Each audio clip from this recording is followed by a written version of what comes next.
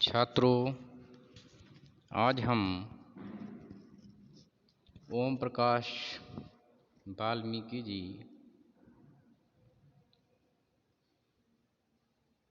के द्वारा लिखित 25 चौका 150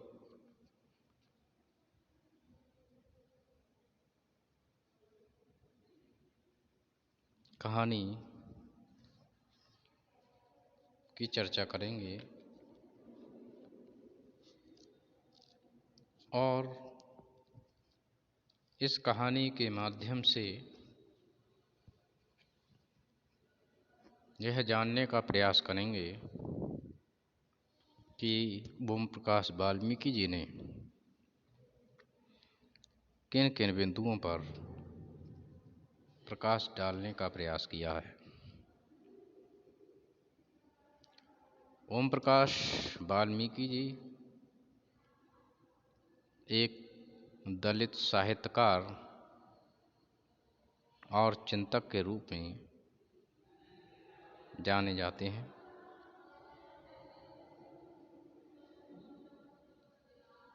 यद्यपि दलित साहित्य को लेखन में अनेक साहित्यकार जाने जाते हैं, जैसे शिवराज सिंह बेचैन, मोहनदास नेमिश्राइन, कमल भारती। इसी क्रम में ओम प्रकाश वाल्मीकि जी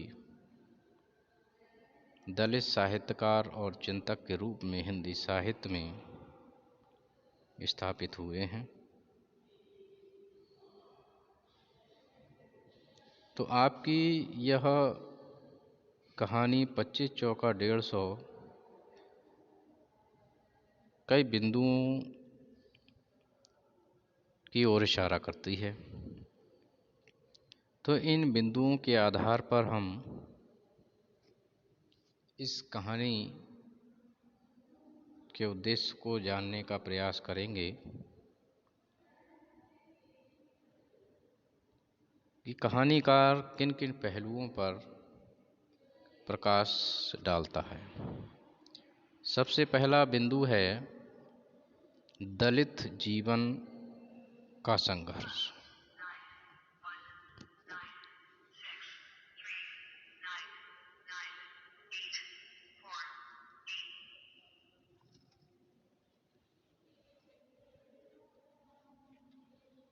दूसरा बिंदु है शिक्षा का अभाव।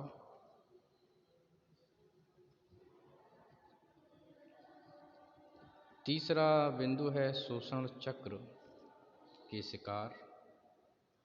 और चौथा बिंदु है शिक्षा के द्वारा चेतना। तो सबसे पहले यह जानने का प्रयास करेंगे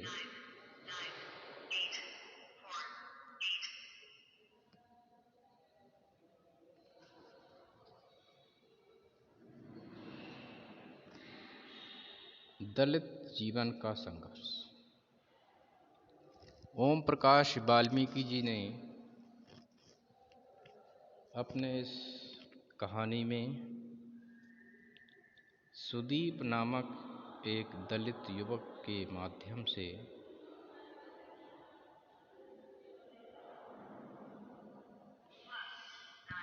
उसके पग पग पर हो रहे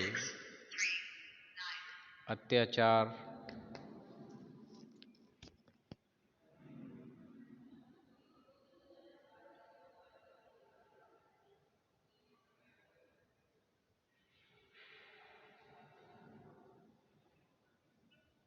उसके जीवन में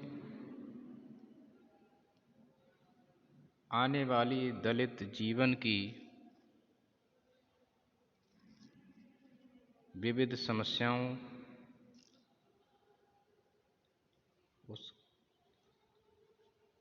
को साहित्यकार ने इसमें प्रकट किया है।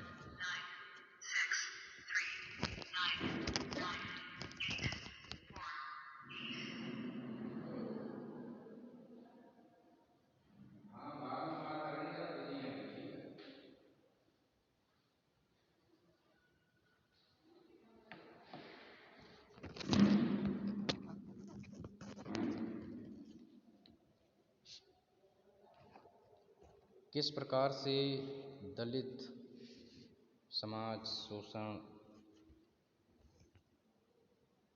चक्र में रहा और जीवन में किस प्रकार से संघर्ष किए, जीवन के शुरुआती दौर से और पूरे जीवन भर उसका जीवन संघर्ष में रहा। चाहे शिक्षा की बात हो, चाहे समाज में स्थान की बात हो, चाहे उनके व्यवहार की बात हो। उसके बाद हम बात करेंगे, दूसरा बिंदु है शिक्षा का अभाव। इस कहानी के माध्यम से कहानीकार ने इस बात पर विशेष जोर दिया है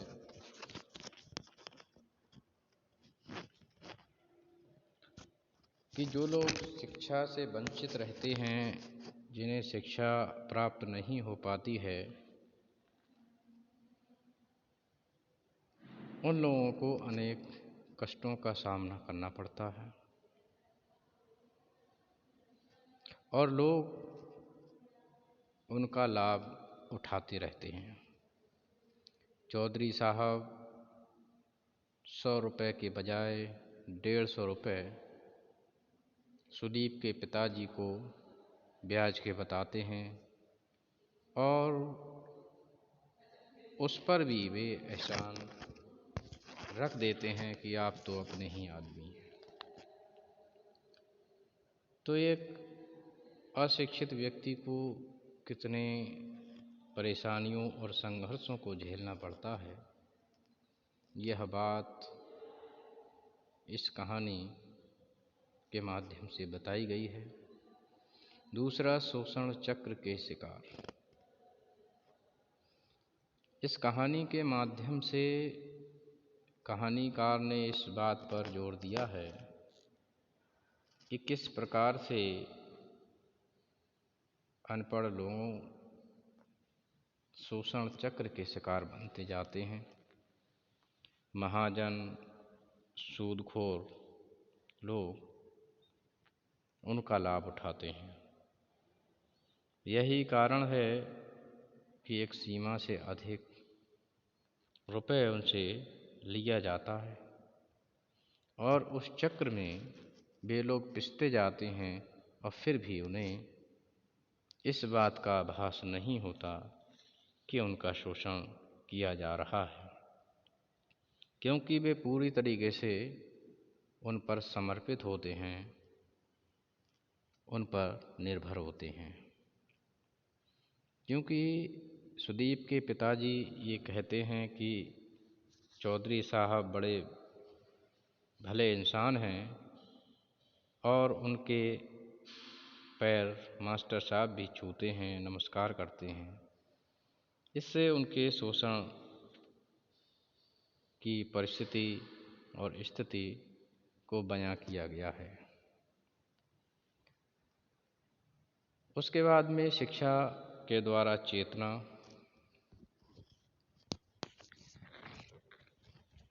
एक तरफ सुदीप के पिताजी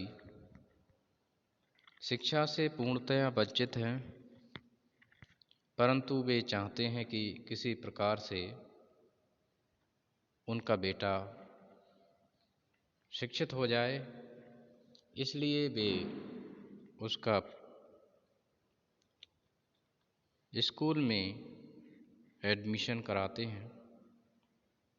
भले ही चाहे उन्हें झाड़ू लगानी पड़ी, भले ही मास्टर साहब की डंडे सहने पड़े, भले ही उनको ताने सहने पड़े, बावजूद इसके कि उन्होंने शिक्षा को प्राप्त किया और शिक्षा को प्राप्त करके हो रहे अत्याचार के विषय में प्रतिकार किया। सुदीप ने पढ़ाई करने के बाद एक नौकरी प्राप्त की और नौकरी प्राप्त करने के पश्चात जब उसे पहली तनख्वाह मिलती है तो वह उस तनख्वाह को लेकर अपने घर आता है और अपने पिताजी के चरण स्पर्श करता है।